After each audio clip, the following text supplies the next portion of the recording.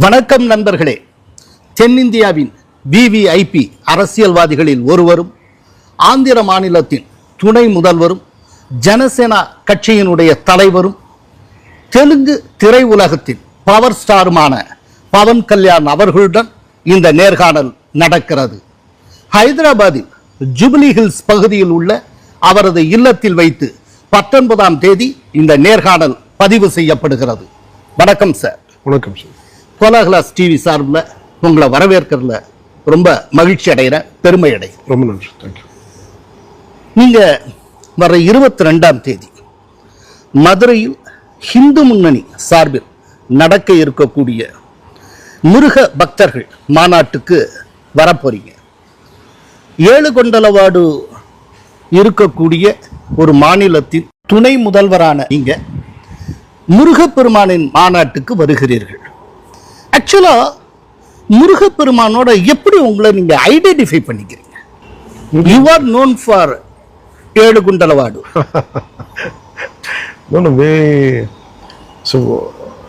Without Sivaperuman குடும்பம் pray பண்ணாம எந்த கடவுளுக்கும் நாங்க போக மாட்டோம். It's like Harihara both are same for us, for entire Bharat. I grew up in Chennai, and basically it is like Shiva Peruman's both the children, Pillayar or Murugan, are a part of our growing up, part of our culture. When I was in Mylapore, we used to go to Pillayar temple, Koil, and pray pandrathu. அதே மாதிரி முருகன் கோயில், அம்மன் கோயில், it's a part and parcel of our day-to-day life. It is maybe today இன்னைக்கு வெளியே வந்துச்சு தவிர it's always like we used to pray. There's not something specifically எனக்கு புதுசா பண்றது இல்லை.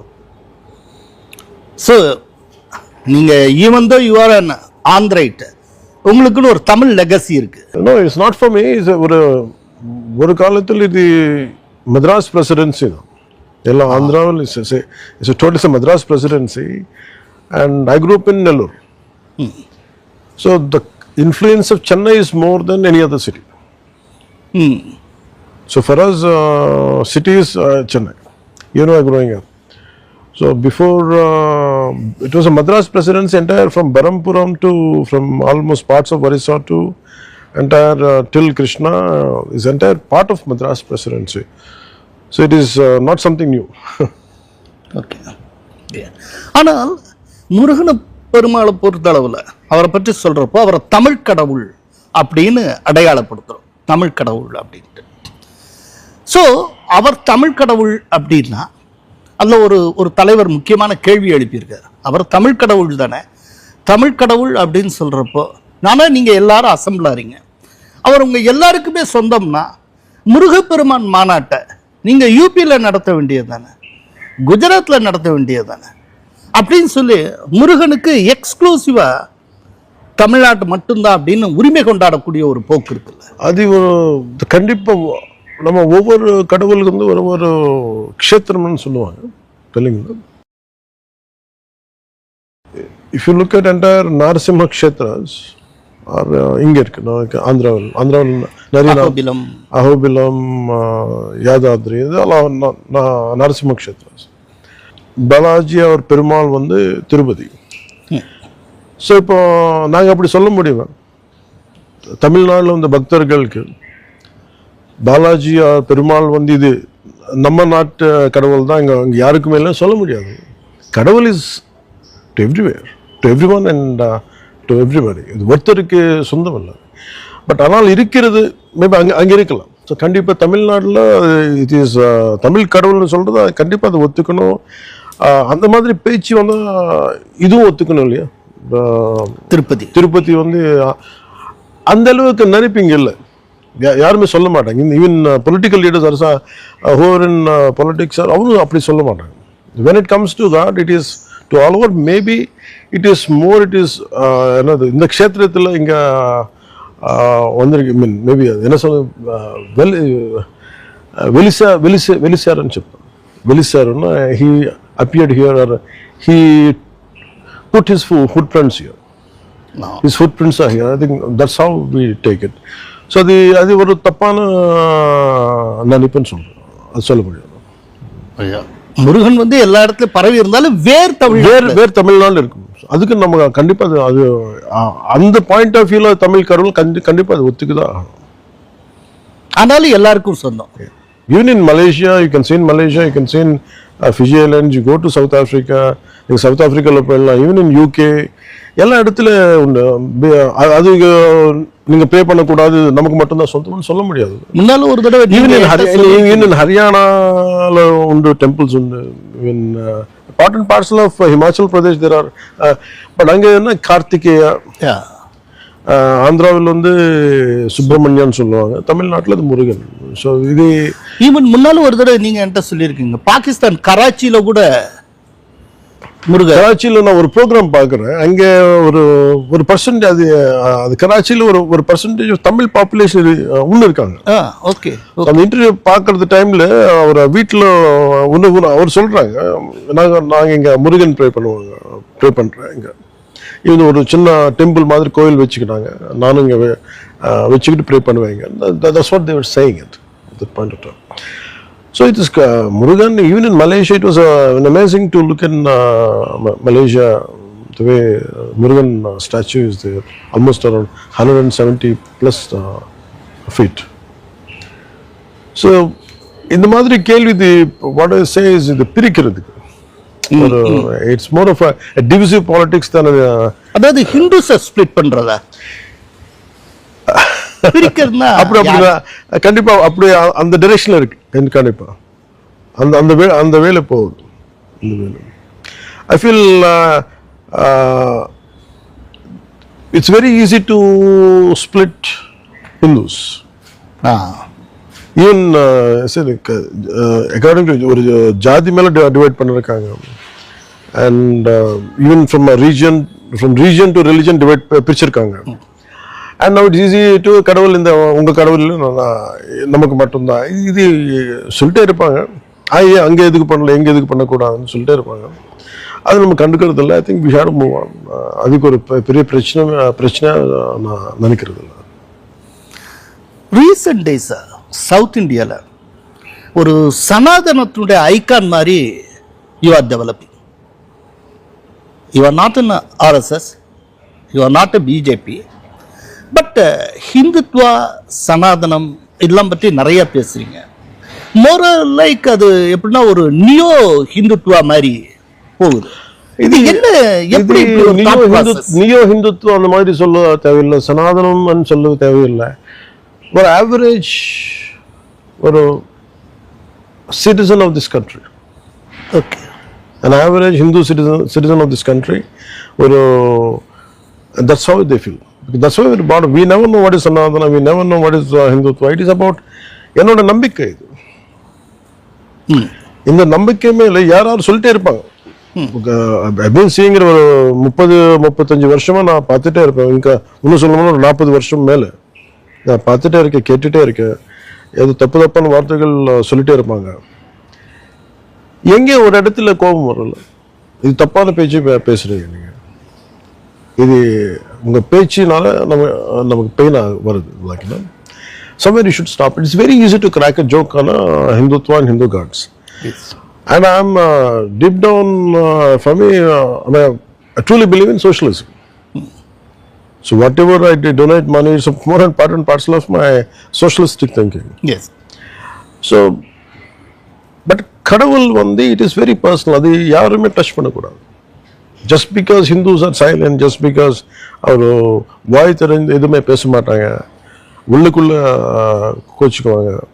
I think that part is, I think I had seen it for decades. Even I had seen my own father. My father was also a great Ram Bhakt and Hanuman Bhakt. And he was a great devotee of Yogi Ram Surat Kumar and where Ramana Maharshi. And even he used to feel, and he was also a very socialistic values, a man of socialistic values, but he used to pray. But அவரும் சொல்லிட்டே இருப்பாங்க, ஏன் இதுக்கு இப்படி திட்டே இருப்பாங்க, தேவையில்லாத திட்டே இருப்பாங்க. So it is an average thought of any concerned average citizen of this country. அது தவிர லைக் மேபி அது சொல்கிறதுக்கு மேபி யார் பயப்படுறாங்க சொல்கிறதுக்கு. எனக்கு அந்த பயம் இல்லை. நான் ஓட்டுக்காக யோசிக்க மாட்டேன். இந்த பேச்சு சொன்னால் ஓட்டு போயிடு, இந்த பேச்சு சொன்னால் அந்த குரூப்பில் கோச்சிக்குவாங்க. அதுக்கு அந்த மாதிரி பயம் இல்லை. நீ கண்டிப்பாக நீங்கள் சொல்கிறது பேச்சு எனக்கு பெயின் வருது, லைக் எனக்கு கோபம் வருது, ப்ளீஸ் தயவு செஞ்சு இங்கே நீங்கள் நிறுத்தணும். That's what it was as simple as that. அதுக்கு நான் பெரிய யோசனை இல்லை அதில். அதுக்கு பின்னாடி ஆனால் நீங்கள் அந்த மாதிரி பேசினா தான் உங்களை மதவாதின்னு சொல்லிடுறோம். அதுவும் ஈஸி இல்லை sir. Because I keep saying lot of நம்ம இங்கே ஹைதராபாத்தில் நடக்கிறது இந்த இன்டர்வியூ. நீங்கள் ஓல்ட் சிட்டி போனால் எல்லாரும் மேலே தோப்பி வச்சுக்கிட்டு அரசாங்கம் பண்ணுவாங்க. they run the political parties. இந்த ஸ்பெஷாலிட்டி ஓன்லி இது ஹிந்து மதம் மட்டும்தான். அடுத்த மதங்களுக்கு இது இருக்கு. Only this exclusive thought is only for Hindus. That's all I can சே. இப்போ மற்ற மதங்களை பத்தி பேசினா ப்ரோக்ரஸிவ் அப்படின்னு நினைக்கிறேன். அதே நேரத்தில் ஒரு ஹிந்து தன்னுடைய மதத்தை பத்தி பேசினா மதவாதி அப்படி எதுனால? That's how I think எப்படி இப்படி grow much? I think that's how it is conditioned. We have to go back to British rule also. We have to go back to Max Muller. We have to go to British ruling. Even I keep reading about Gazul Lakshmi Narsuchetty. He was the first nominated Chennai. And he first fought against this. When they were giving Bible education in schools, I said that he fought against that. Then how come we are not getting our own culture? So that means the roots are been laid out long back. Maybe you say maybe 100 years before. And we are seeing, so consistently we've been conditioned. உங்க மதம் பத்தி உங்க நம்பிக்கை பத்தி நீங்க சொன்னா அது தப்பு. உங்க நம்பிக்கை யாராவது உங்க திட்டினாலும் சரி நீங்க தாங்கிட்டு then you have to praise others. I think that has been drilled into our system very methodically. And that according to that, see நமக்கு என்னன்னா ஒரு இமேஜின் ஒரு ரம்ஜான் டைம்ல இஃப்தார் கொடுப்பாங்க. இஃப்தார் கொடுத்தா தட் இஸ் செக்குலரிசம். அதே நீங்கள் ஒரு தசரா பண்ணுங்க, இல்லைன்னா விநாயகர் சதுர்த்தி பண்ணுங்க, ஏதாவது ஒரு முருகன் ஃபெஸ்டிவல் பண்ணுங்க, அது மட்டும் that will give a very religious fanaticism colour வரும். ஏன் இப்படி அது இப்படி? So this was not because of BJP, it's not because of Hindu movement. It is basically an average Hindu thought. நீங்க யார் உள்ள நீங்க தட்டினாலும் சரி இதுதான் வெளியே வரும். Maybe I'm echoing the same thought of everyone. Okay. That's why maybe இது சொல்றது ஒரு தப்பாய் போச்சு. So when I said about Tirupati Laddu விஷயத்துல நான் சொன்னேன் இங்க இது adulteration ஆயிடுச்சு. And it was conveyed by my our honorable chief minister Sri Chandrababu Naidu, and I had seen the reports. அதான் நான் சொல்லிட்டேன். பட் முதல்ல யாரும் நம்புது? Now I think after post CBI report, I think in papers which I had also seen, you could see it. It really they did it. ஆனா years together ஒரு condition mind develop ஆயிருக்குன்னு நீங்க சொல்றீங்க. How to break the condition minds? For me, it's always like, by nature human is very divisive. The core nature of human being is very divisive. So you apply the concept of Venn diagram. Okay, imagine this is a circle. Imagine you make it into parts.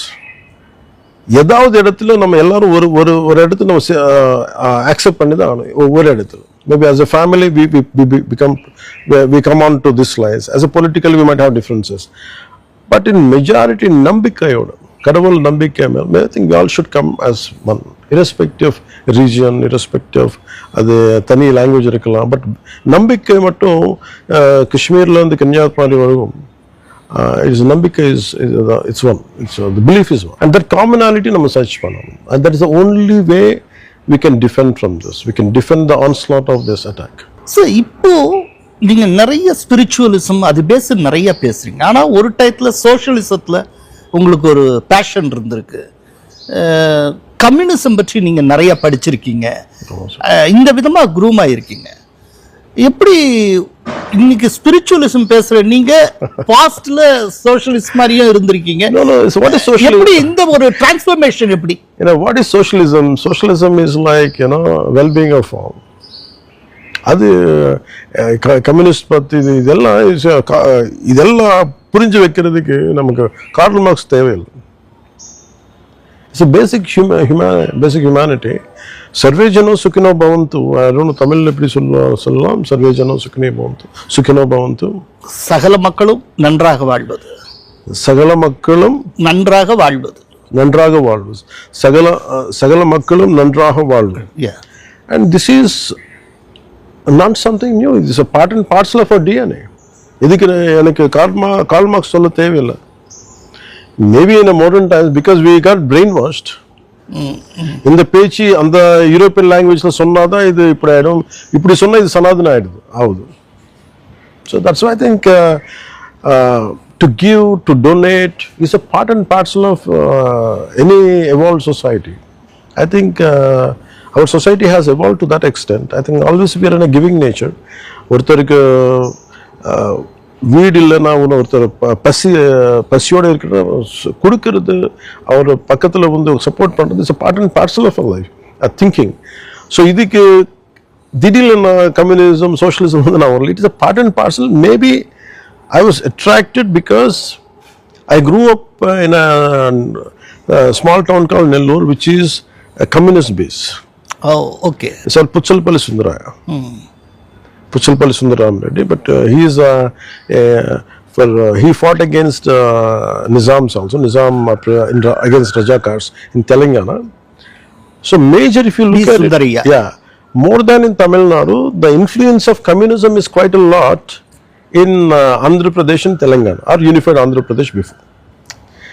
So more or less, if you look at all the Maoist leaders, are majority are from both the states in the entirety of India, in the entire India. Yes. So unknowingly or knowingly, you get influenced by that. Okay. But violence begets violence. So that's why I think slowly everyone will, after some time, they'll shun that path. And while growing up, it has only a great fighting spirit. That is one aspect why you get attracted in teens and early 20s. நீங்க இப்ப பேசுறப்போ but at the same time parallel the belief கடவுள் மேல belief எப்பவுமே அது அதுல இருந்து பக்கத்து வரல. It's like எப்படின்னா it's like interlaced, like both are as in overlapping each other. Whereas in one strand, maybe they appear different, but for us, for most of an average Indian, it is more or less the same. கடவுள் மேல நம்பிக்கை and this kind of belief fighting political ideology, they come together. Okay. But so called socialistல அத்திஸ்டா தான் இருந்திருக்காரு.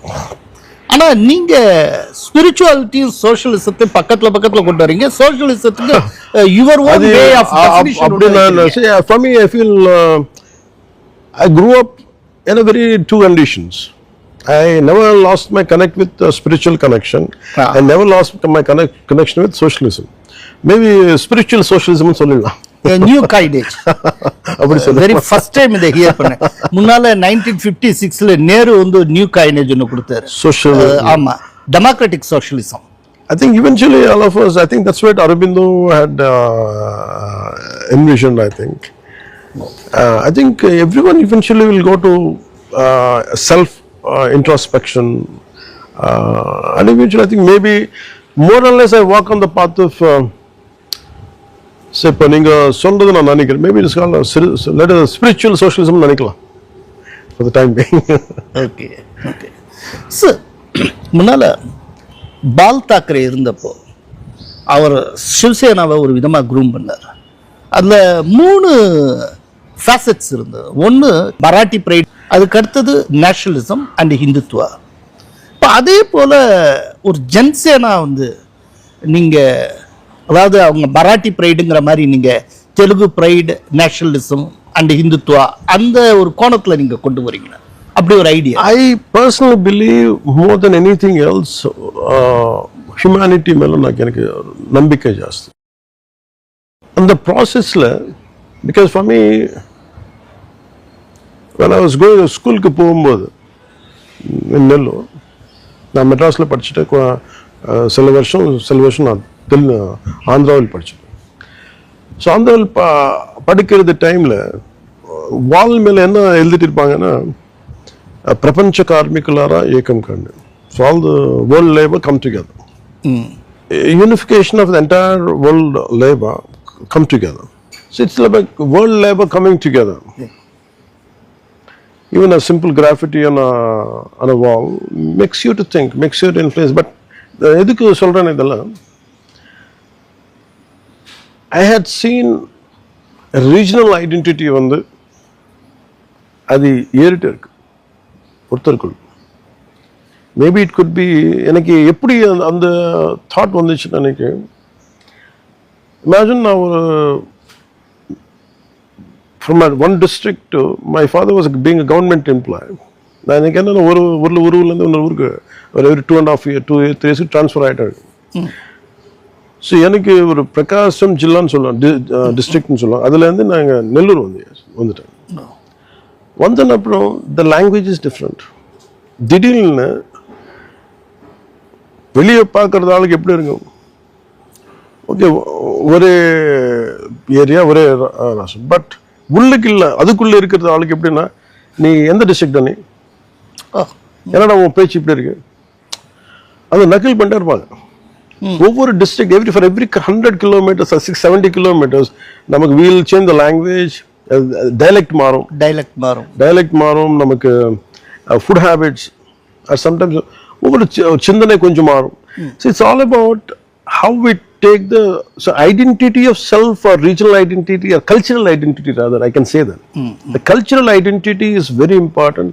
That's what நான் realise பண்ண when I was in school. Okay. So normally you try to adapt to the place you live in. Then I had seen multiple we call it as Dravidian identity, you call it as Telangana identity, Marathi pride.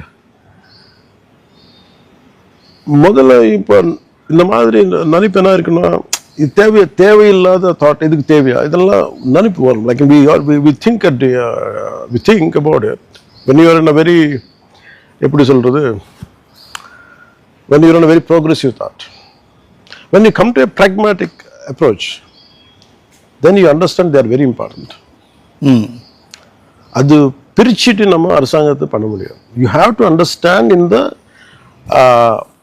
why in the முதல், அது why it has to come in the first place. எதுக்கு தேவைப்பட்டது இந்த மாதிரி கேள்விகள்.